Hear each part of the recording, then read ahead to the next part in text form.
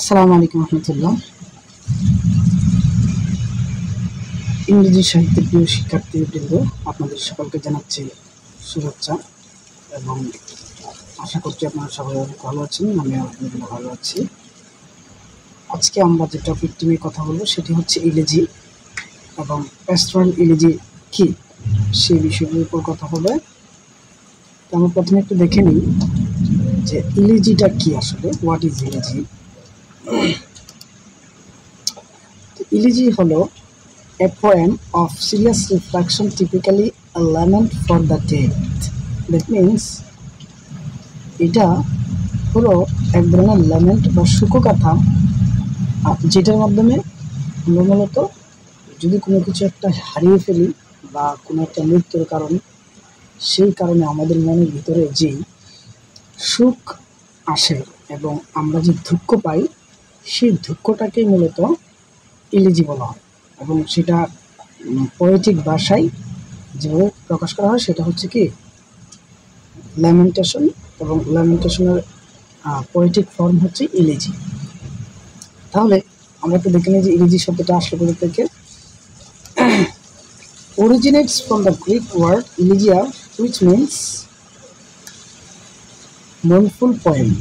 মানে হচ্ছে যেটার মধ্যে খুব কষ্ট এবং দুঃখ ভারাক্রান্ত কথাবার্তা থাকবে যে কবিতা, সেই কবিতাটাই মূলত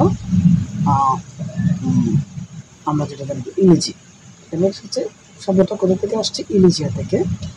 আর ইলিজির টোন হবে অনেকটা মেলানকলিক এবং রিফ্লেক্টিভ। দ্যাট মিনস হচ্ছে যে দুঃখপূর্ণ বা দুঃখ ভারাক্রান্ত এরকম বোঝাবে আর কি। হচ্ছে কমন থিম, এই কবিতার কমন থিমগুলোর মধ্যে সবচেয়ে মোস্ট ইম্পর্টেন্টলি হচ্ছে death, loss and memory. Death, loss and memory এবং মর্নিং মানে শোকগাথা। এরপর আমরা দেখি একটু ইলিজির ফিচার্সগুলো। ইলিজির ফিচার্সগুলো হলো যে invocation of the muse or address to deceased, and second one lamentation for the loss, এবং praise for the virtues of departed, consolation and hope for peace, immortality.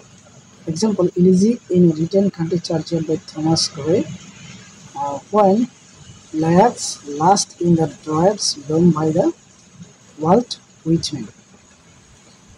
এগুলো হচ্ছে মূলত দ্যাট মিনস হচ্ছে যে এখানে মূলত ওভারঅল যে জিনিসটা আসে সামারাইজ করে যদি বলা হয়, তাহলে সেক্ষেত্রে ইংরেজি মানে হচ্ছে কোনো একটা কারণে দুঃখ পাওয়া, কষ্ট পাওয়া, এবং সেই কষ্টটা পোয়েটিক ফর্মে লেখা, কাব্যিক ভাষায় লেখা, কবিতার ভাষায় লেখা, এটাই হচ্ছে মূলত ইলিজি।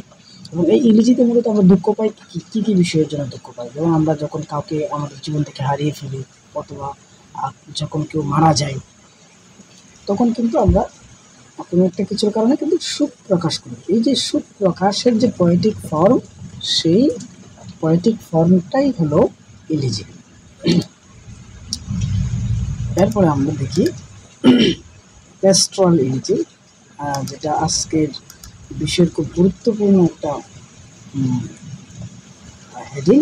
সেটা হচ্ছে কি what is a pastoral elegy.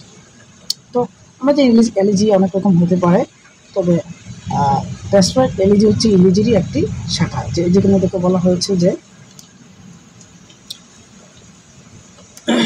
a subtype of elegy rooted in pastoral tradition idealized the rural life. That means হচ্ছে যে এখানে রুরালাইজড সেটিং থাকবে, যে আইডিয়ালাইজড রুরাল লাইফ মানে হচ্ছে একটা গ্রামীণ একটা পরিবেশ থাকবে, সেটিংটা হবে অত্যন্ত লোকালয়ের, গ্রামীণ লোকালয়ের, এবং সেখানকার যে চিত্র, গ্রামীণ যে কনভেনশনাল যে সমস্ত দৃশ্য বা সেটিংস বা সিনারিও থাকবে, সেগুলো মূলত এই প্যাস্টোরাল ইলিজিতে থাকবে। এরপর দেখো mourns the death of a person using shepherd nature and rural imagery। যেটা বললাম যে গ্রামীণ যে সমস্ত ব্যাপারগুলো, যেমন এখানে শেফার্ড মানে রাখাল, তারপর হচ্ছে নেচার, তারপর হচ্ছে রুরাল ইমেজারি, মানে গ্রামীণ একটা চিত্র। এছাড়াও আমরা কিছু অফেন ফিচার্স দেখতে পাবো। দেখি যে সমস্ত বিষয়গুলো সবচেয়ে বেশি প্যাস্টোরাল ইমেজিংয়ে থাকে, যে এটা এক ধরনের মনফুল। আমরা আগে জিনিসটা বুঝে নিই যে প্যাস্টোরাল ইমেজিং মানে হচ্ছে যে একটা গ্রামীণ আবহে যে ধরনের গ্রামীণ আবহে যে কষ্টের চিত্র তুলে ধরা হয় বা হারানোর, ডেথ অর ডস, যে জন্য আমাদের দুঃখ কষ্ট পাই, সেই কষ্টটা মূলত গ্রামীণ চিত্রে, গ্রামীণ সিনারিওতে রিপ্রেজেন্ট করা হবে এবং মূলত একটা গ্রামীণ কালচারাইজড, তারপরে হচ্ছে একটা গ্রামীণ সেটিং থাকবে, খুবই খুবই কনভেনশনাল। তারপরে আরও কিছু ফিচারের মধ্যে যেমন এখানে আছে নেচার মর্নিং লস। অনেক সময় প্রকৃতি কিন্তু কোনো একটা কিছু হারিয়ে ফেলার জন্য কিন্তু কান্না করে। যেমন এটার একটা সিস্টেম যদি বলি, যেমন কেউ যদি কখনো মারা যায় তখন সেই মৃত ব্যক্তির বাড়ির চারপাশটা কিন্তু কেমন যেন খাকা করতে থাকে এবং আবহাওয়াটা, পরিবেশটা কেমন যেন হয়। এই যে এই বিষয়টা যখন কোনো কবি যখন তার ইংরেজিতে লিখবে তখন সে ওই সেটিংসের জায়গাটা কিন্তু এখানে উল্লেখ করবে। দ্যাট মিনস এই প্যাস্টোরাল ইমেজিটা মূলত গ্রামীণ সেই সমস্ত চিত্রের কথা তুলে ধরে। তারপর হচ্ছে দ্য শেপার্ড পয়েন্ট। এখানে পয়েটের বা কবির যে সমস্ত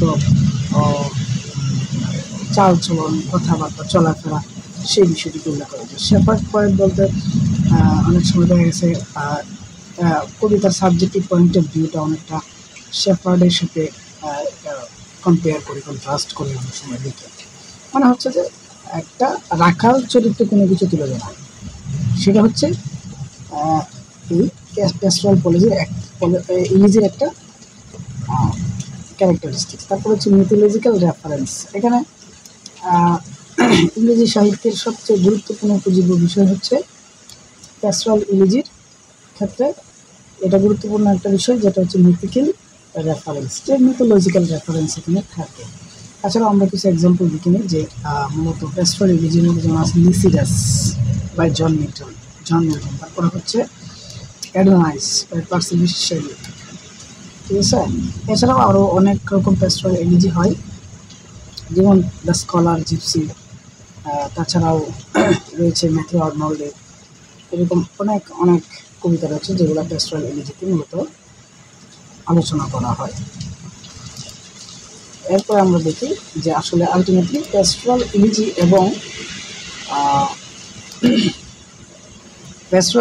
এবং ইলিজির মধ্যে মূলত পার্থক্যটা। এখানে ইলিজি ভার্সেস প্যাস্টোরাল ইলিজি, যেমন এখানে আমরা যেটা দেখি যে মূলত ইলিজি যেহেতু sub type of elegy, pastoral elegy হচ্ছে সাব টাইপ অফ ইলিজি, মানে ইলিজির একটা শাখা। তো সেখানে দেখো জেনারেল লেমেন্ট, যেমন এখানে একটা সাধারণ শোক গাথা প্রকাশ করা হবে এবং অপরদিকে যেই প্যাস্টোরাল ইলিজি সেটা হচ্ছে কি আইডিয়ালাইজড রুরাল লেমেন্ট, একটা গ্রামীণ আদর্শ নিয়ে কথা বলবে, গ্রামীণ সিনারিও নিয়ে কথা বলবে। এরপরে হচ্ছে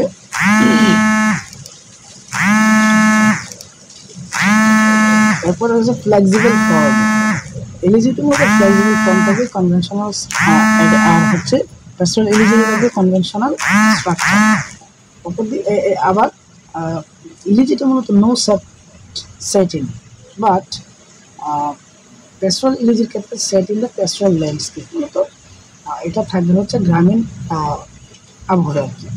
তো কনক্লুশনস হচ্ছে মানে হচ্ছে যে উপসংহার, আমি কনক্লুশনে দেখি elegies reflect the human needs, lives and remembers, and pastoral elegy adds the layer of classical tradition and natural imagery.